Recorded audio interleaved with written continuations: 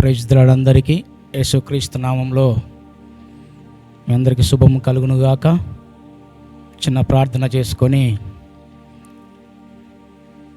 పరిశుద్ధ వాక్యాన్ని ధ్యానించుదాం. పరిశుద్ధుడా, పరమందాసుడ, ప్రియ పరలోకపు తండ్రి, నీ పరిశుద్ధ నామముకు స్తోత్రం కలుగునుగాక. ప్రభువా, గడిచిన దినాలన్నిటిలో నీ కృప, నీ సన్నిధి మాకు తోడుగా ఉంచి మమ్మల్ందరినీ సజీవ లెక్కలో ఉంచిన విధానం బట్టి నీకు స్తోత్రములు చెల్లిస్తున్నాం. ప్రభువా, ఈ లోకంలో మేము పాపంలో, శాపంలో, దోషభరితమైన జీవితాలు జీవిస్తుండగా మా పాపాన్ని, మా శాపాన్ని, మా దోషాన్ని తీసివేయడం కొరకు పరలోకం నుంచి తండ్రి నీ మహిమంతా వదులుకొని ఈ భూమి మీదకి వచ్చి మా నిమిత్తము, మా పాపాల నిమిత్తం ప్రభువా శిలువపై నీ రక్తమంతా కార్చి చనిపోయి తిరిగి లేచిన దేవుడానికి స్తోత్రములు చెల్లిస్తున్నాం. నువ్వు కార్చిన రక్తంలో మా పాపాలన్నీ కడిగి మమ్మల్ని పరిశుద్ధులుగా చేసి నీ కుటుంబ వారసత్వం మాకు అనుగ్రహించి నీ జీవగ్రంథంలో మా పేరు రాసుకొని ప్రభువా నిత్య జీవం మాకు అనుగ్రహించిన దేవుడానికి స్తోత్రములు చెల్లిస్తున్నాం. ఎన్నిక లేని మమ్మల్ని ఎన్నుకొని ప్రభువా నీ పనిముట్టుగా వాడుకుంటున్న విధానం బట్టి నీకు స్తోత్రములు చెల్లిస్తున్నాం. ఇదిగో తండ్రి, ముఖ్యంగా ఈ దినం తండ్రి ప్రభా నీ పరిశుద్ధ గ్రంథంలో నుంచి ప్రభా నీ పరిశుద్ధ వాక్యాన్ని తండ్రి ధ్యానించడానికి ఇచ్చిన ఈ సమయాన్ని బట్టి నీకు విలాస స్తోత్రములు చెల్లిస్తున్నాం. ప్రభా ఈ చేస్తున్న ఈ ప్రార్థన అంతటిని ప్రభా ఆది నుంచి అంతం వరకు ప్రభా నువ్వే నాయకత్వం వహించమని వేడుకొనుచు యేసుక్రీస్తు నామంలో అడిగి వేడుకొనుచున్నాం తండ్రి, ఆమేన్. Praise the lord. అందరికీ పరిశుద్ధ గ్రంథంలో నుంచి కొన్ని వాక్యము చూసుకుందాం. లోకము ఎటువైపు వెళ్తున్నది? డబ్బు కోసం, ఇంకా పేరు ప్రఖ్యాతి కోసం. డబ్బు కోసం, పేరు ప్రఖ్యాతి సంపాదించటం కోసమే ఈ లోకము పరుగులు తీస్తున్నది. డబ్బు డబ్బు డబ్బు ఈ డబ్బును సంపాదించటానికి మనిషి ఏ పని చేయడానికైనా వెనుకాడటం లేదు. ఏ విధం చేతనైనా నేను డబ్బు సంపాదించాలి, పేరు సంపాదించాలనే ఆలోచనలోనే మనిషి జీవిస్తున్నాడు తప్ప మరి నేను సంపాదించిన డబ్బు ఈ లోకం మట్టుకే కదా, నేను ఈ లోకాన్ని విడిచిపెడితే నా ఎంట నయా పైసా కూడా రాదు కదా అని చెప్పి ఎవరు కూడా ఆలోచిస్తలేరు. చూడండి, పరిశుద్ధ గ్రంథంలో మత్తయి సువార్త 19:23లో ఒక మాట ఉంటుంది. ధనవంతుడు పరలోక రాజ్యంలో ప్రవేశించుట దుర్లభమని మీతో నిశ్చయముగా చెప్పుచున్నాను అంటాడు దేవుడు. యేసు ప్రభువు పలికిన మాట, ధనవంతుడు పరలోక రాజ్యంలో ప్రవేశించుట దుర్లభమని మీతో నిశ్చయముగా చెప్పుచున్నాను అంటాడు. మరి ధనవంతుడుగా పుట్టడము తప్ప, ధనవంతునిగా పెరగడము తప్ప? దేవుడే మనిషిని ఆశీర్వదిస్తున్నాడు కదా, దేవుడే మంచి స్థితిలో ఉండాలని మన ఎడల కోరుతున్నాడు కదా. మరి అలాంటప్పుడు ధనవంతుడు పరలోక రాజ్యంలో ప్రవేశించడు అని మరి దేవుడే మాట్లాడుతున్నాడు. చూడండి, అలాగైతే మరి పాత నిబంధనలో చూసినట్లయితే అబ్రహాము ధనవంతుడే, యోసేపు ధనవంతుడే, యోబు ధనవంతుడే, దావీదు ధనవంతుడే, ఇంకా చాలామంది దేవుని సేవకులు అంతా ధనవంతులే. మరి వీరంతా పరలోక రాజ్యం చేరలేదా? వీరంతా పరలోక రాజ్యం చేరినరు. దేవుడు వీళ్ళను ఆశీర్వదించినడు కాబట్టే వీళ్ళు ధనవంతులుగా తీర్చబడ్డరు, ధనవంతులుగా మార్చబడ్డరు. కానీ వీళ్ళు మొదటి స్థానము దేవునికి ఇచ్చినారు, ధనానికి ఇయ్యలే. భూమి మీద బతికిన రోజులు మొదటి స్థానం వారి జీవితంలో దేవునికే సమర్పించిన. ప్రభువా నీవిచ్చినవు తండ్రి, ఇది నీకే. చూడు, అబ్రహాం విషయంలో కూడా ఎన్నో మాటలు దేవుడు పరీక్షించినాడు. మొదటి స్థానము దేవుడిచ్చిన ఆశీర్వాదాన్ని దేవుడు అడిగితే, ప్రభువా నీ ఇష్టం ప్రభువా, నువ్వు ఇచ్చినది నీ తిరిగి నీకు ఇవ్వడానికి కూడా వెనకాడలేదు అబ్రహాం తన కుమారుని విషయంలో. మరి అందుకే వీళ్ళంతా పరలోక రాజ్యము చేరుకున్నారు. మరి కొంతమంది ధనవంతుల గురించి మనం మాట్లాడుకుందాం. లూకా సువార్త 12:16 నుంచి 21 వరకు చదువుకుందాం. ఒక ధనవంతునికి భూమి సమృద్ధిగా పండెను. అప్పుడు అతడు, నా పంట సమకూర్చుకున్నటకు నాకు స్థలము చాలదు గనుక నేను ఏమి చేతునని తనలో తాను ఆలోచించుకొని, నేను ఎలాగూ చేతును, నా కొట్లు విప్పి వాటికంటే గొప్ప వాటిని కట్టించి అందులో నా ధాన్యమంతటిని, నా ఆస్తిని సమకూర్చుకొని, నా ప్రాణముతో, నా ప్రాణమా, అనేక సంవత్సరములకు విస్తారమైన ఆస్తి నీకు సమకూర్చబడి ఉన్నది, సుఖించుము, తినుము, త్రాగుము, సంతోషించుమని చెప్పుకొందునని అనుకొనెను. అయితే దేవుడు, వెర్రివాడ, ఈ రాత్రి నీ ప్రాణమును నడుగుచున్నాను, నీవు సిద్ధపరిచినవి ఎవని వగునని అతనితో చెప్పెను. ఒక ధనవంతుని గురించి మాట్లాడుతున్నాడు దేవుడు ఇక్కడ. సమృద్ధిగా పంట పడినదట. ఎంత పడినదంటే పోయిన సంవత్సరము కంటే ఇంకా ఈ సంవత్సరము తన పంట సమృద్ధిగా పండినదట. ఏం చేస్తున్నాడు? గోదాములు కడుతున్నాడు. కొత్త కొత్త గోదాములు, పాత గోదాములను నిప్పేసి కొత్త కొత్త గోదాములు కడుతున్నట. కొత్త కొత్త గోదాములు కట్టి ఏమంటున్నాడు? సుఖించుము, తినుము, త్రాగుము, సంతోషించుము అని చెప్పుకుంటున్నాడట.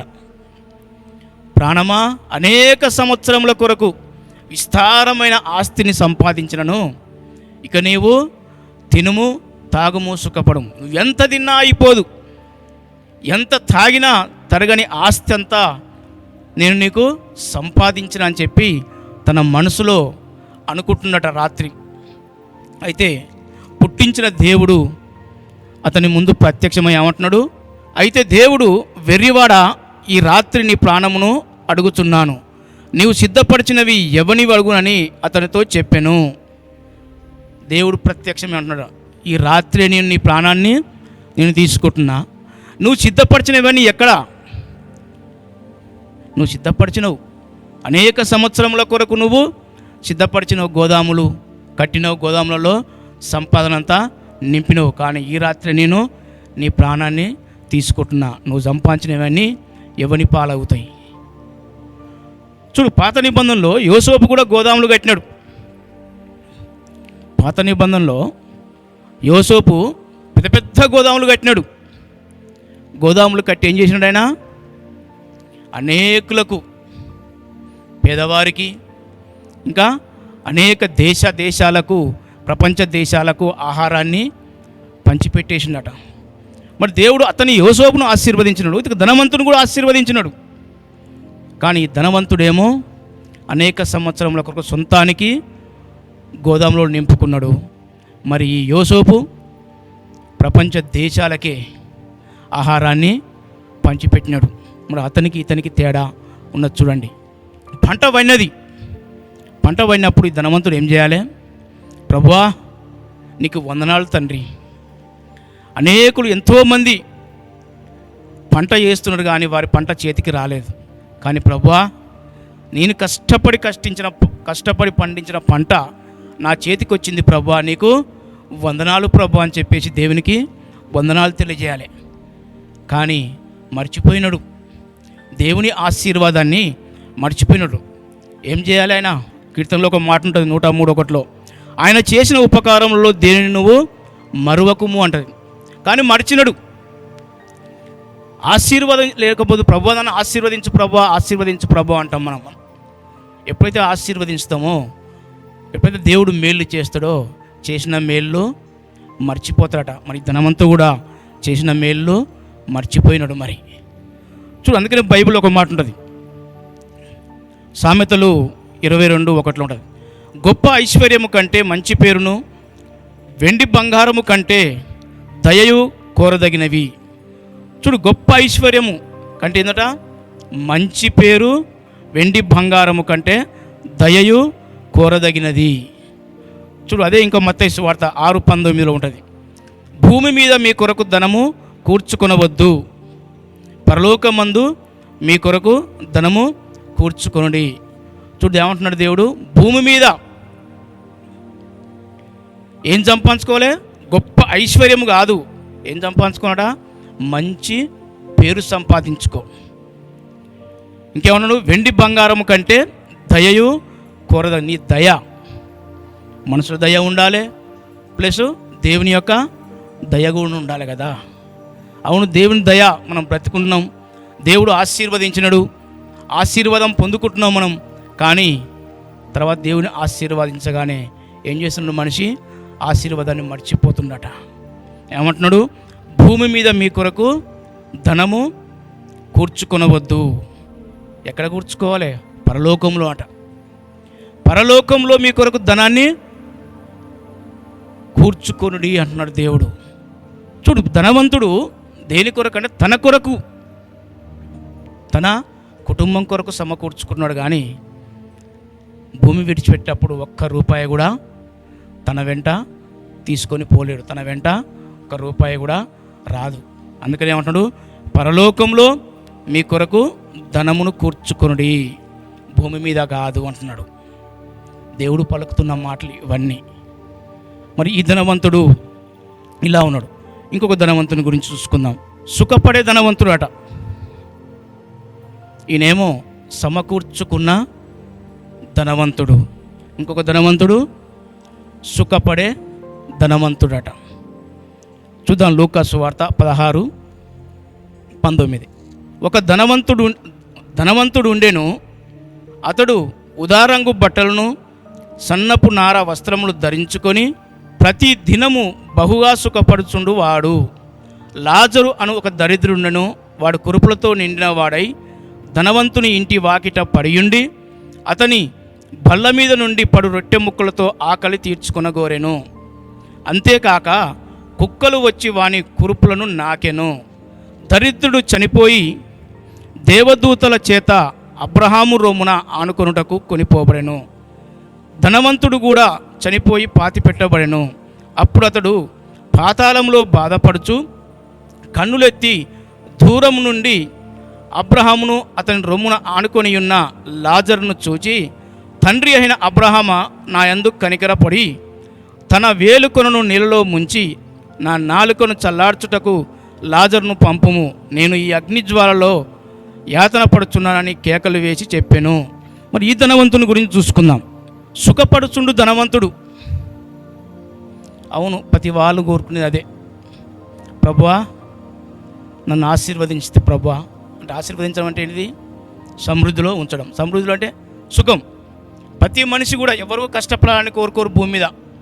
నేను సుఖపడాలి, నా పిల్లలు సుఖపడాలి, దాని కొరకే మనిషి డబ్బు సంపాదిస్తాడు. దేని కొరకంటే నేను పడ్డ కష్టాలు నా పిల్లలు పడొద్దు, నేను పడ్డ బాధలు నా పిల్లలు పడొద్దు అని చెప్పేసి మనిషి డబ్బు సంపాదిస్తాడు. దేని కొరకంటే సుఖం కొరకు. సుఖం పడాలి, అది తప్పులేదు, కానీ సుఖాన్ని ప్రేమించకూడదు. సుఖపడు, కానీ సుఖాన్ని ప్రేమించకూడదు. మొదటి స్థానము సుఖానికి కాదు ఇచ్చేది, మొదటి స్థానము దేవునికి ఇవ్వాలి మన జీవితంలో. కానీ ఇతడు సుఖపడుతూ సుఖపడుతూ సుఖపడుతూ పుట్టించిన ఆ దేవుణ్ణే మర్చిపోయిండట. చూడు, ఒక మాట ఉంటుంది బైబిల్లో, యేషయా గ్రంథము 58:7-8+10 నీ ఆహారము ఆకలిగొన్న వారికి పెట్టుటయు, నీ రక్త సంబంధికి ముఖము తప్పింపకుండుటయు, దిక్కుమాలిన బీదలకు నీ ఇంట చేర్చుకొనుటయు, వస్త్రహీనుడు నీకు కనపడినప్పుడు వానికి వస్త్రములు ఇచ్చుటయు, ఇదియే గదా నాకు ఇష్టమైన ఉపవాసము. ఆశించిన దానికి ఆకలిగొన్న వారికి ఇచ్చి శ్రమపడిన వారిని తృప్తి పరచిన ఎడల. చూడు, ఇక్కడ ఈ ధనవంతుడు తన సుఖాన్ని కోరుకుంటున్నాడు, కానీ ఇంటి ముందే ఒక దరిద్రుడైన లాజరు కురుపులతో నిండిన వాడై తన ఆకిట్లో పడి ఉన్నాడు. ఈ ధనవంతుడు ఇంట్లోకి వెళ్ళినప్పుడల్లా, బయటికి వచ్చినప్పుడల్లా ఈ దరిద్రుల లాజరు పెంట కుప్ప మీద కూర్చొని ఉన్నాడట, పడి ఉన్నాడు. ఒంటి నిండా కురుపులు,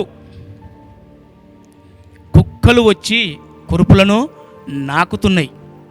కానీ ఏ రోజు కూడా ఈ ధనవంతుడు ఆ దరిద్రుల లాజరును పట్టించుకోలే.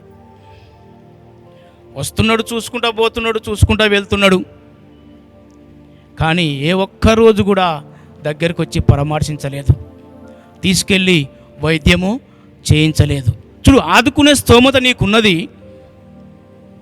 ఆదుకునే స్తోమత నీకుండి కూడా ఒక వ్యక్తిని నువ్వు ఆదుకోకపోతే అది కూడా పాపంతో సమానం. పరిశుద్ధ గ్రంథంలో రాసిపెట్టి ఉన్నది. నీకు ఆదుకునే స్తోమత ఉన్నది, ఆ దరిద్రుల లాజరును ఆదుకునే స్తోమత ఈ ధనవంతునికి ఉన్నది. కానీ ఏ ఒక్క రోజు కూడా దగ్గరికి వచ్చి పరామర్శించలేదు, దగ్గరికి వచ్చి ఓదార్చలేదు. మంచి ఆహారము ఏ రోజు కూడా అతనికి అందించలేదు. ఎందుకు? స్తోమత లేదా? ధనవంతుడే, ఉదారంగు బట్టలు కట్టుకున్నాడు, సన్నటి నార వస్త్రములు ధరించుకొని రోజు సుఖపడుతున్నాడు. అంత సుఖపడుతున్న ధనవంతుడు ఒక్కరోజు కూడా ఒక్క పూట భోజనము పెట్టలేదు. మరి స్తోమత ఉంది కదా, ఎందుకు కనికరం లేదా? జాలి లేదా? దయ లేదా? మానవత్వంగా మనుషులం కదా, దయ, కనికరం, జాలి అవన్నీ కలిగి ఉండాలి మనిషి ఉన్నప్పుడు. కానీ ఏ ఒక్క రోజు కూడా చూపించలే, కనికరం చూపించలే. అయితే ఒక దినం వచ్చింది. ఏమొచ్చింది? మరణం. దరిద్రుడు చనిపోయినాడు, అబ్రహాం రోమున ఆనుకొని ఉన్నాడు. ఒక దినము ధనవంతుడు చనిపోయినాడు, నరకంలో కాలుతూ ఉండట. దరిద్రుడు పరలోకానికి చేరినాడు లాజరు, ఈ ధనవంతుడు నరకంలో కాలుతూ ఉండట. నరకంలో, వేతనలో, అగ్నిగుండంలో కాలుతూ ఏం చేసినాడు? ఒక్కసారి పరలోకం వైపు చూసిండట. చూసినప్పుడు ఏముంది? నా ఇంటి ముందు పెంట కుప్ప మీద కూర్చున్న దరిద్రుడు ఎక్కడ ఉన్నాడంటే అబ్రహాము రోమున ఆనుకొని ఉండట. అబ్రహాము రోమున ఆనుకొని ఉన్నాడు. కానీ ధనవంతుడు నరకములో కాలుతూ ఒకసారి ఆ అబ్రహాం వైపు చూసిండట. చూసి అప్పుడు కేకలేస్తున్నాడు. ఏమని కేకలేస్తున్నాడు? అబ్రహాము రొమ్మున ఆనుకొనుటకు కొనిపోబడెను, ధనవంతుడు కూడా చనిపోయి పాతి పెట్టబడెను. అప్పుడు పాతాళంలో బాధపడుచు కన్నులెత్తి దూరం నుండి అబ్రహాము అతని రొమ్మున ఆనుకొని ఉన్న లాజరును చూసి, తండ్రి అయిన అబ్రహామా, నాయందు కనికరపడి తన వేలుకను నీళ్ళలో ముంచి నా నాలుకను చల్లార్చుటకు లాజరును పంపుము, నేను ఈ అగ్నిజ్వాలలో యాతన పడుచున్నానని కేకలు వేసి చెప్పాను. ఎలా కనికరపడతాడు? భూమి మీద ఉన్నప్పుడు ఆ దరిద్రుడైన లాజరు మీద ఎప్పుడన్నా కనికరపడ్డా ఈ ధనవంతుడు? ఎప్పుడన్నా దయ చూపిండా? ఏ ఒక్క రోజన్నా ఓదార్చిండా? మరి భూమి మీద ఉన్నప్పుడు అవకాశం ఉంది కదా, ఏ ఒక్కరోజు కూడా మరి ఆ లాజరు పట్ల దయ చూపలేదు, ఏ ఒక్కరోజు కూడా కనికరం చూపలేదు, ఏ ఒక్కరోజు అతన్ని పట్టించుకోలేదు. ఇప్పుడు నరకములో కాలుతుండు కాబట్టి ఇప్పుడు గుర్తుపట్టిండు. నీ ఇంటి ముందు పెంటకుప్ప మీద కూర్చున్నప్పుడు గుర్తుకు రాలేదా లాజరు? ఎప్పుడు గుర్తుపట్టిండంటే నరకములో కాలుతుండు కదా, అప్పుడు గుర్తుపట్టి ఏమంటాడు? అబ్రహామా, దయచేసి నీ దగ్గర ఉన్న లాజరును నా దగ్గరికి పంపు. కనికరపడి. ఎలా కనికరపడతాడు? మనం భూమి మీద ఉన్నప్పుడు మనము ఒక మనిషి పట్ల మనం కనికరపడితే పరలోకంలో దేవుడు మన పట్ల కనికరపడతాడు. కానీ భూమి మీద ఉన్నప్పుడు ఏ ఒక్కరోజు కూడా దగ్గర తీయలే, ఏ ఒక్కరోజు కూడా ఆదుకోలేదు. ఇప్పుడు నరకంలో కాలుతుంది కాబట్టి జ్ఞాపకం వస్తుంది. ప్రభువా, అబ్రహామా అని కేకలేస్తున్నాడు. ఏమంటున్నాడు అబ్రహాము? వీల్లేదు. భూమి మీద ఉన్నప్పుడు నువ్వు నీ ఇష్టానుసారంగా జీవించినవు, నీకు అవకాశం ఉండి కూడా లాజర్ను నువ్వు ఆదుకోలేదు, నువ్వు సుఖపడ్డావు భూమి మీద. ఇతడు కష్టపడ్డాడు భూమి మీద, ఇప్పుడు నెమ్మది పొందుతున్నాడు అంటాడు. అవును, అవకాశం ప్రతి మనిషికి భూమి మీద దేవుడు అవకాశం ఇస్తాడు. ఎక్కడో లేడు ధనవంతుడు, ఇంటి ముందే ఉన్నాడు, ఎక్కడో దూరంగా లేదు. ఎలా నువ్వు భోజనం చేస్తున్నాడు ఇతడు? కొంచెమన్నా హృదయము చలించలేదా అతన్ని చూసి? కుక్కలు వచ్చి నాకుతున్నాయి, శరీరం అంతా ఎండకు ఎండుతున్నాడు, దరిద్రుడు పెంట కుప్పలో కూర్చొని వానకు నాంతున్నాడు. ఏ ఒక్కరోజు కూడా పట్టించుకోలేదు. ఇప్పుడు దేవుడు ఎట్లా పట్టించుకుంటాడు? నరకంలో కాలుకుంటూ కేకలేస్తున్నట, ప్రభువా రక్షించు, ప్రభువా రక్షించు అంటే లేదు. భూమి మీదనే అవకాశం, ఎవరికైనా ప్రతి మనిషికి భూమి మీద అవకాశం ఇస్తాడు. ఏమంటున్నాడు? నా యందు కనికరపడి తన వేలుకొను నీళ్ళలో ముంచి నా నాలుకను చల్లార్చుటకు లాజరును పంపుము, నేను ఈ అగ్ని జ్వాలల్లో వేతన పడుచున్నానని కేకలు వేసి చెప్పాను. అందుకు అబ్రాహాము, కుమారుడా, నీవు నీ జీవిత కాలమందు నీకు ఇష్టమైనట్లు సుఖం అనుభవించితివి, అలాగుననే లాజరును కష్టము అనుభవించనని జ్ఞాపకము చేసుకొనుము. ఇప్పుడైతే వాడు ఇక్కడ నెమ్మది పొందుచున్నాడు, నీవు యాతన పడుచున్నావు. అంతేకాక ఇక్కడ నుండి మీ యొద్దకు దాటగోరు వారు దాటి భోజాలకుండునట్లును, అక్కడి వారు మా యొద్దకు దాటి రాజాలకున్నట్లు మాకును మీకును మధ్య మహా ఆఘాతము ఉంచబడి ఉన్నదని అతనితో చెప్పాను. చూడు, భూమి మీదనే అవకాశం ఇచ్చిన మనిషికి, మనుషులమైన మనకు దేవుడు అవకాశం ఇస్తున్నాడు. నీకు చేతనైన కాడికి సహాయం చేయి. నువ్వు 3 పూటలు మనం భోజనం చేస్తే ఒక్క పూట పేదోనికి నువ్వు సహాయం చేయి. దేవుడు అంటాడు కదా, మనుషులు ప్రతి విషయంలో దేవుడు మనిషితో పోల్చినాడు. మనిషికి చేస్తే నాకు చేసినట్టే. అందుకనే మనుషుల దయ, దేవుని దయ. ఇతడు దేవుని ప్రేమించినోడే. తప్పు చేసినట్టుగా ఈ అధ్యాయంలో ఎక్కడ కూడా రాసిపెట్టలే. ధనవంతుడు అంతేగాని ఎక్కడ తప్పు చేసినట్టు, పాపం చేసినట్టుగా ఈ ధనవంతుని గురించి బైబిల్లో లేదు. అయినా నరకంలో కాలుతున్నాడు. దేనికంటే మనిషిని ప్రేమించలే. ఎదుటి మనిషిని కష్టాల్లో ఉన్నప్పుడు ఎదుటి మనిషిని ఆదుకోలేదు, కాబట్టి నరకంలో కాలుతున్నాడు. ఇంకా దీని మించి ఇంకా ఏ తప్పు కూడా చేయలేదు. చూద్దాం, ఇంకొక ధనవంతుని గురించి చూసుకుందాం. అదే లూకా సువార్త 18:18. యవ్వన కాలంలో సంపాదించిన ధనవంతుడిన. యవ్వన కాలం అంటే ఒక 20-25 సంవత్సరాలు, చిన్న వయసులోనే దేవుడు ఇతన్ని దీవించినాడు. చిన్న వయసులోనే ఇతన్ని దేవుడు ఒక స్థానంలో నిలబెట్టినాడు. 18:18 లూకా సువార్త. ఒక అధికారి ఆయనను చూచి, సత్బోధకుడా, నిత్య జీవమునకు వారసుడగుటకు నేను ఏమి చేయవలనని ఆయన అడిగాను. అందుకు యేసు, నేను సత్పురుషుడని ఎలా చెప్పుచున్నావు? దేవుడు ఒక్కడే తప్ప మరి ఎవడును సత్పురుషుడు కాడు. వ్యభిచరించవద్దు, నరహత్య చేయవద్దు, దొంగిలవద్దు, అబద్ధ సాక్ష్యము పలకవద్దు, నీ తల్లిదండ్రులను సన్మానించుము, ఈ ఆజ్ఞలన్నీ ఎరుగుదువు కదా అని ఆయనతో చెప్పాను. అందుకతడు, బాల్యము నుండి వీటన్నిటిని అనుసరించుతూనే ఉన్నాను. యేసు విని, నీకింకా ఒకటి కొదువగానున్నది. నీకు కలిగినవన్నీ అమ్మి పీదలకు ఇమ్ము, అప్పుడు పరలోకమందు నీకు ధనము కలుగును. నీవు వచ్చి నన్ను వెంబడించుమని అతనితో చెప్పాను. ఈయన ఒక ధనవంతుడు. చూడు, ఒక్కొక్క ధనవంతునికి స్టోరీ ఒకనొకనికి లింకు లేదు. ఎవరి స్టోరీ వాళ్ళదే, ఎవరి చరిత్ర వాళ్ళదే. ఒకరి చరిత్ర ఒకరికి దీంట్లో కలవట్లేదు. ఇతడు యేసుప్రభు దగ్గరికి పరిగెత్తుకుంటూ వచ్చిండట. పరిగెత్తుకుంటూ వచ్చి ఏం చేసినాడు? మోకాళ్ళ మీద పడి, ప్రభువా, నాకు నిత్య జీవము కావాలి, నేనేం చేయాలో చెప్పు. నాకు మరణం అంటూ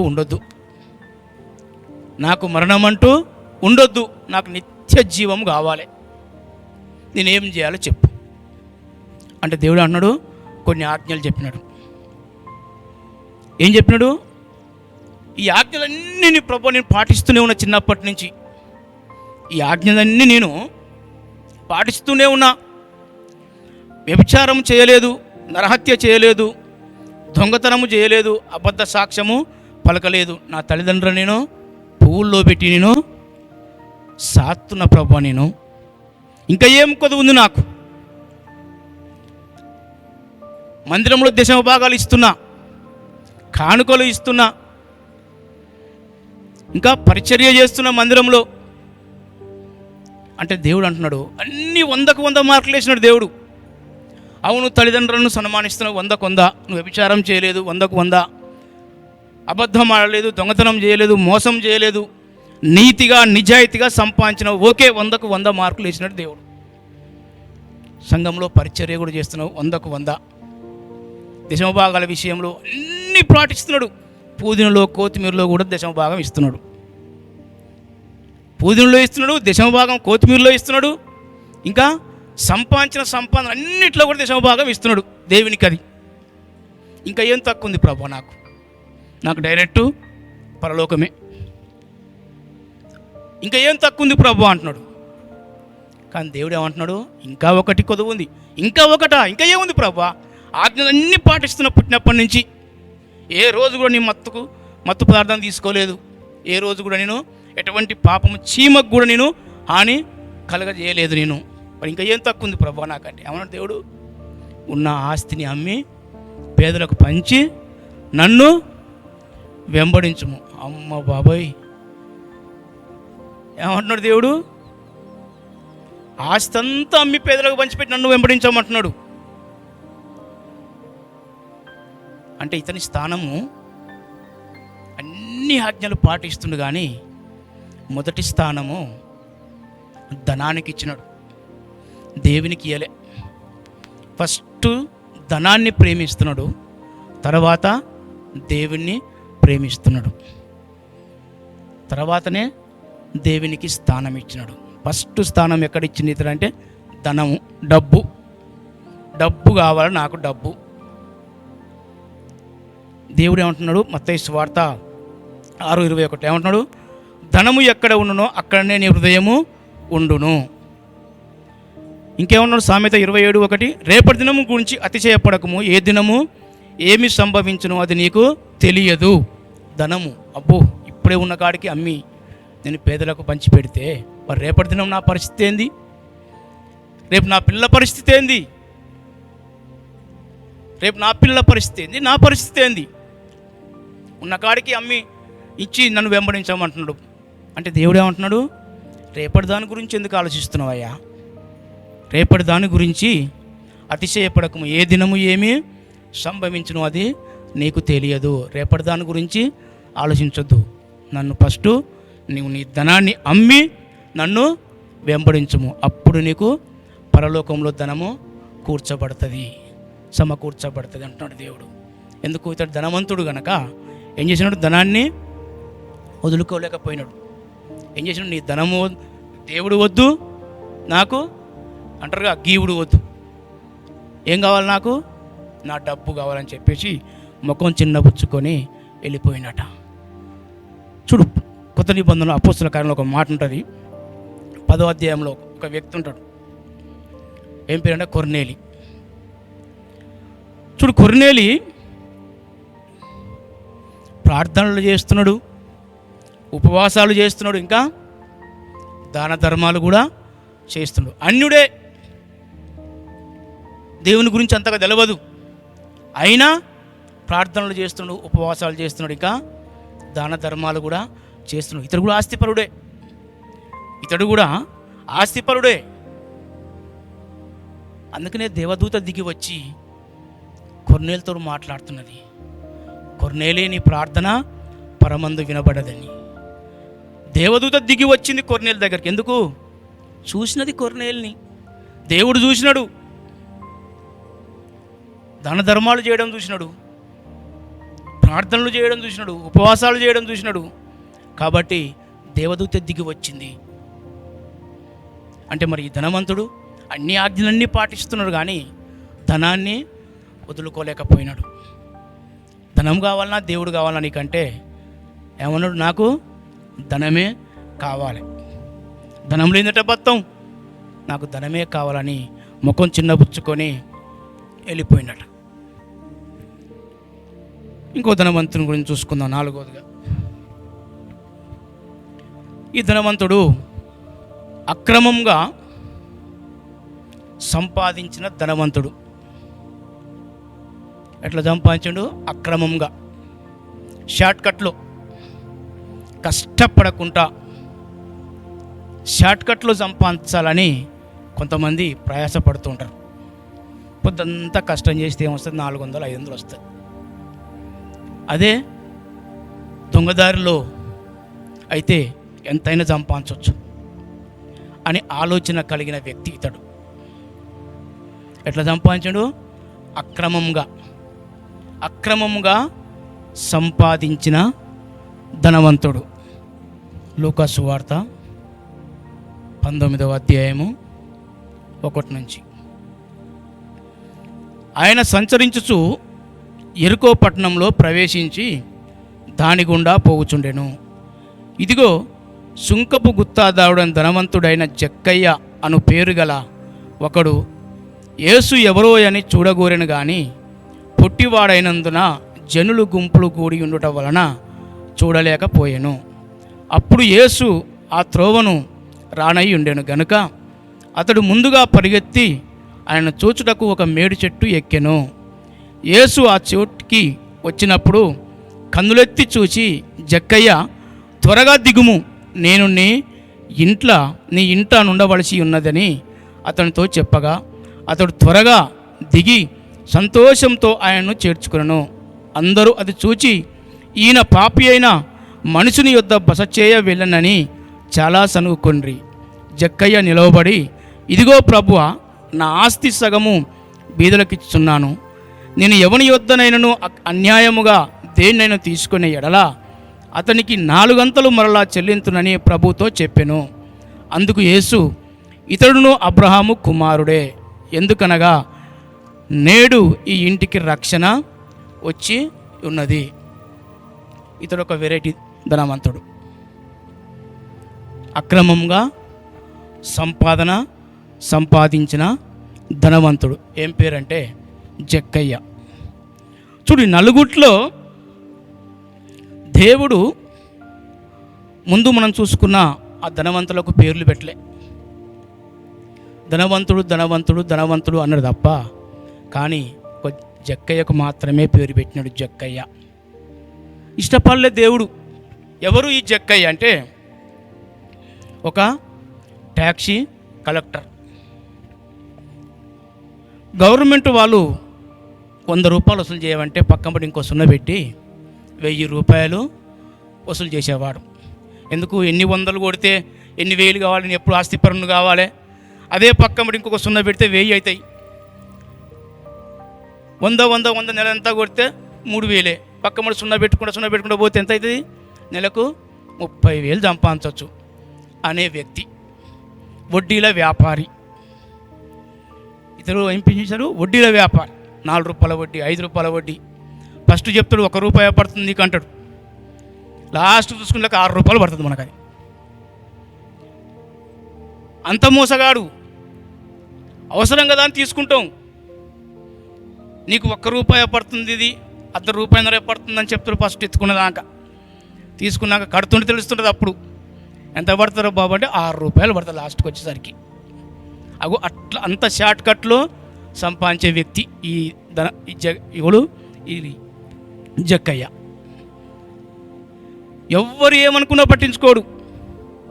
రోడ్డు పొంటి పోతోళ్ళు వచ్చి వీళ్ళొక బతుక, పెంట మీద కుక్క బతిక, వీడి బతికే అని అన్నా పట్టించుకోడు. మీ పని మీరు చేసుకోరా బాబు, నా పని నేను చేసుకుంటా. ఇప్పుడు సంపాదించకపోతే ఇంకెప్పుడు సంపాదించాలి? ముసలిగానంగా సంపాదిస్తానా?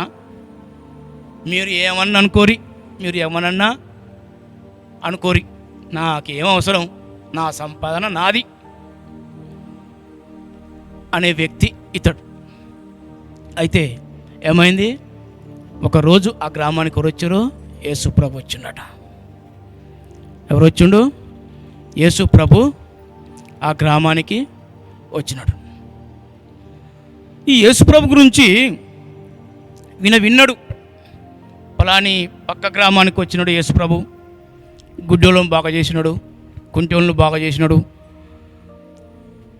ఇంకో గ్రామానికి వచ్చినాడు, అక్కడ చనిపోయిన వాళ్ళని లేపిండట అని విన్నాడు. కానీ ఎప్పుడు కూడా యేసుప్రభును చూడలే. ఆయన యేసుప్రభు ఎట్లుంటాడో కూడా తెలియదు, విన్నాడు మాత్రమే. అయితే ఒక దినము యేసుప్రభు జక్కయ్య ఉన్న గ్రామానికే వచ్చినాడు. ఆ యేసుప్రభు ఆ గ్రామం మధ్యలో ఉన్నప్పుడు ఏం జరుగుతున్నది? గుంపులు గుంపులుగా జనముండ్రాట. ఈ జక్కయ్య తన పనంతా పక్కన పెట్టేసినాడు. తన పనంతా పక్కన పెట్టి ఈరోజు నేను యేసుప్రభుని నేను చూస్తా అనుకున్నాడు.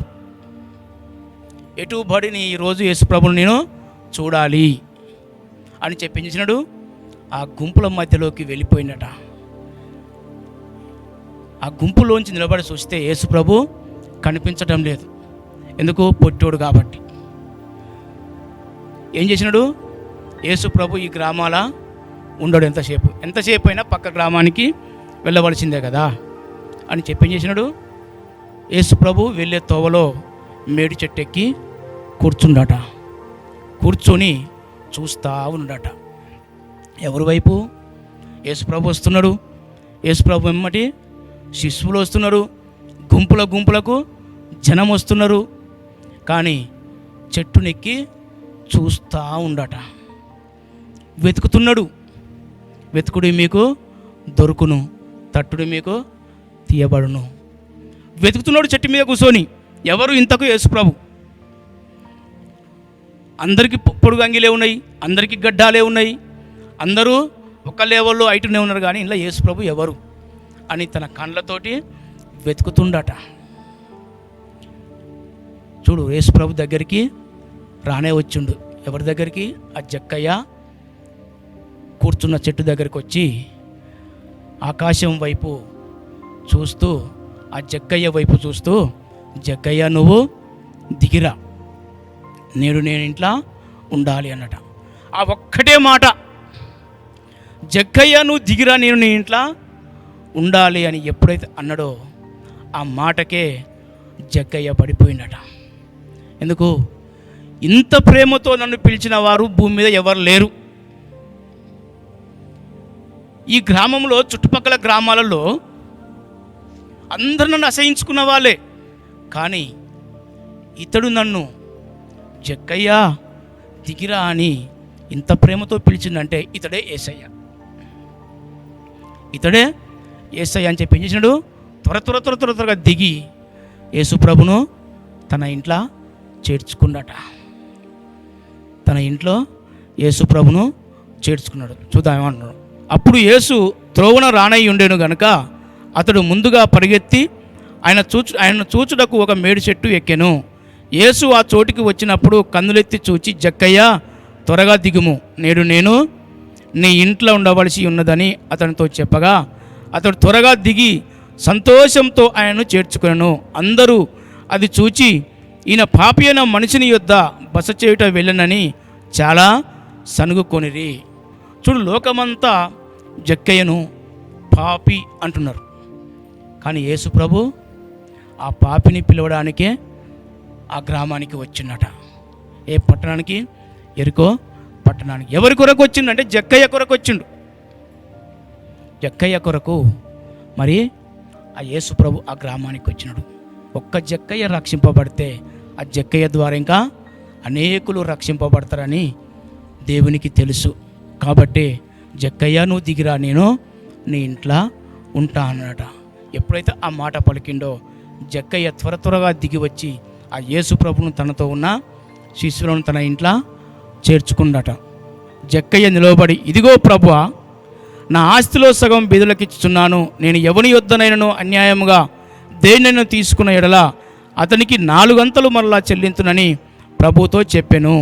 అందుకు యేసు, ఇతడు కూడా అబ్రహాము కుమారుడే. చూడండి ఎంత మార్పు! ఒక్క మాటలోనే, ఒక్క పిలుపులోనే జక్కయ్య పూర్తిగా మారిపోయినాడు. చూడు, బైబిల్లో ఒక మాట ఏమంటే సామెతలు 16:8 అన్యాయము చేత కలిగిన గొప్ప వచ్చుబడి కంటే నీతితో కూడిన కొంచెమే శ్రేష్టము. చూడు, అంత పంచిపెట్టిండు జక్కయ్య. యేసుప్రభు అంటున్నాడు, అంత పంచిపెడుతున్నాడు జక్కయ్య. మరి నీకంటే ప్రభువా నీవు నాకున్నావు, నాకు అది చాలు. చూడు, ₹1 తీసుకున్నోనికి 4 అంతలు చెల్లించిందట. తన ఆస్తి అంతా అమ్మి పేదలకు పంచిపెట్టేసినాడు జక్కయ్య. అందుకనే దేవుడు జక్కయ్యను ఇష్టపడ్డాడు. అందుకనే జక్కయ్యను పేరు పెట్టి పిలిచినాడు. మిగతా ధనవంతులకు దేవుడు పేరు పెట్టలే. మరి ఈ ధనవంతులు, ఒక ధనవంతుని చరిత్ర ఒక్కొక్క ధనవంతునికి కలవదు. చూడు, ఒక్కొక్క ధనవంతుడు ఒక్కొక్క ధనం కోసం ఒక్కొక్క విధంగా ప్రాకులాడిండు కదా. చూడు, జక్కయ్యలో మార్పు. చూడు, జక్కయ్య ఒక్కడు రక్షింపబడడం కాదు. ఎంతమంది రక్షింపబడరంటే, ఎవరికైతే అన్యాయంగా ₹1కి ₹4 ఇచ్చిండ్రో ఆ తీసుకున్న వ్యక్తి జక్కయ్యలో మార్పు చూసిండట. జక్కయ్య నీకు తీసుకునే గుణం కానీ ఇచ్చే గుణం కాదు కదా.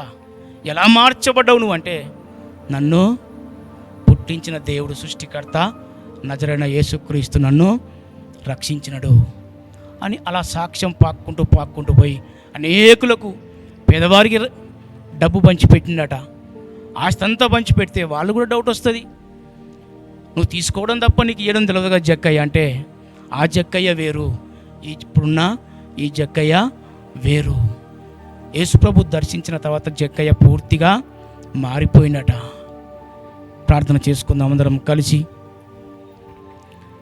ఒక్కొక్క ధనవంతుడు ఒక్కొక్క విధంగా డబ్బు సంపాదించుటకు పరుగులు తీసిరు కదా. చూడు, మొదటి ధనవంతుడు గోదాములలో నింపుకున్నాడు. తన కొరకు, తన కుటుంబం కొరకు, తన పిల్లల కొరకు అని స్వార్థంతో సమకూర్చుకున్నాడు ఆ ధనవంతుడు. మరి రెండో ధనవంతుడు సుఖం కొరకు, నేను సుఖపడితే చాలు, నా పిల్లలు సుఖపడితే చాలు, ఇంకా నా వంశము సుఖపడితే చాలని ఈ ధనవంతుడు. మరి మూడవ ధనవంతుడు యవ్వన కాలంలో సంపాదించినడు, కానీ మొదటి స్థానము డబ్బుకిచ్చినడు. ఆశీర్వదించిన దేవుణ్ణి మర్చిపోయి ఆజ్ఞలన్నీ పాటిస్తుండు కరెక్టే, కానీ మొదటి స్థానము డబ్బుకిచ్చినడు, రెండవ స్థానమే దేవునికి ఇచ్చినాడు. ముఖం చిన్నబుచ్చుకొని వెళ్ళిపోయిందట. నీ ఆస్తిని అమ్మి నన్ను పేదలకు ఇచ్చి నన్ను వెంబడించమంటే ముఖం చిన్నబుచ్చుకొని వెళ్ళిపోయినట. మరి నాలుగవ ధనవంతుడు జక్కయ్య. యేసుప్రభు మాట ఒక మాట పిలవగానే, జక్కయ్య అని పిలవగానే జక్కయ్య పూర్తిగా మారిపోయినాడు. ₹1 తీసుకున్న వాళ్ళ దగ్గరకి ₹4 చెల్లించినట్టు. అంతేకాదు, తన ఆస్తి అంతా అమ్మి పేదలకు పంచిపెట్టినట. ఆస్తితో పాటు దేవుని సువార్తను కూడా జక్కయ్య ప్రకటించినాడు కదా. మరి దేవునికి నచ్చిన వ్యక్తి ఎవరంటే నలుగురిలో మరి జక్కయ్య. కాబట్టి అందరం కలిసి ప్రార్థన చేసుకుందాం. తన స్వార్థం కొరకు కాదు, దేవుడు అవకాశం ఇస్తున్నాడు ప్రతి మనిషికి. ఈ సుఖపడుతుండే ధనవంతుడు చూసినాం కదా, ఇంటి ముందే ఉన్నాడు దరిద్రుడు, కానీ ఏ ఒక్కరోజు కూడా మరి ఆదుకునే స్తోమత ఉండి కూడా అతన్ని ఆదుకోలేదు. కాబట్టి నరకంలో కాలుతూ ఉన్నాడు. కాబట్టి మనకు చేతనైనంత వరకు భయంకరమైన తెగులు దేశంలో వ్యాపిస్తున్నది కదా. తన స్వార్థం కొరకే బతకకుండా మనకు చేతనైన సహాయం మనం చేసి ఎదుటి మనిషిని ఆదుకుందాం అందరం కలిసి. దేవుడి వాక్యము దేవుడు దీవించునుగాక. మహోన్నతుడా, సర్వోన్నతుడా, సర్వ సృష్టికి యజమానుడా, సర్వశక్తి సంపన్నుడా, సర్వశైలకు దేవుడా, నీకు స్తోత్రము చెల్లిస్తున్నాం తండ్రి. ఇప్పటి వరకు తండ్రి ప్రభా, పరిశుద్ధ గ్రంథంలో నుంచి తండ్రి ప్రభా, లూకా సువార్తలో ప్రభా 4 ధనవంతుల గురించి మాతో మాట్లాడిన తండ్రి, మాకు తెలియజేసిన విధానం బట్టి నీకే వేళ స్తోత్రములు చెల్లిస్తున్నాం ప్రభా. ఇదిగో తండ్రి ప్రభా, నీకు స్తోత్రం నాయన. ఈ 3 ధనవంతుల్లాగా కాకుండా తండ్రి జక్కయ్య ప్రభాలో మార్పు తండ్రి, అయ్యా నీ యొక్క మాటకు, నీ యొక్క పిలుపుకు తండ్రి జక్కయ్య లోబడి ప్రభా, నీ మాటకు, నీ వాక్యానికి లోబడి జీవించినట్టుగా తండ్రి అలాంటి జీవితం తండ్రి మాకు అనుగ్రహించమని వేడుకొనుచున్నాం ప్రభా. యేసయ్యానికి స్తోత్రములు చెల్లించుకుంటూ మమ్మల్ని అందరినీ ప్రభా ఈ దినం తండ్రి ప్రభా నన్ను నిలబెట్టుకున్న విధానం బట్టి నీకే వేళ స్తోత్రములు చెల్లించుకుంటూ మమ్మల్ని మా సంఘాన్ని మా సమస్తాన్ని ప్రభా నీ హస్తాలకు అప్పచెప్పుకుంటూ ప్రార్థన యేసుక్రీస్తు నామంలో అడిగి వేడుకొనుచున్నాం తండ్రి. ఆమేన్. ప్రైజ్ ది లార్డ్ అందరికీ.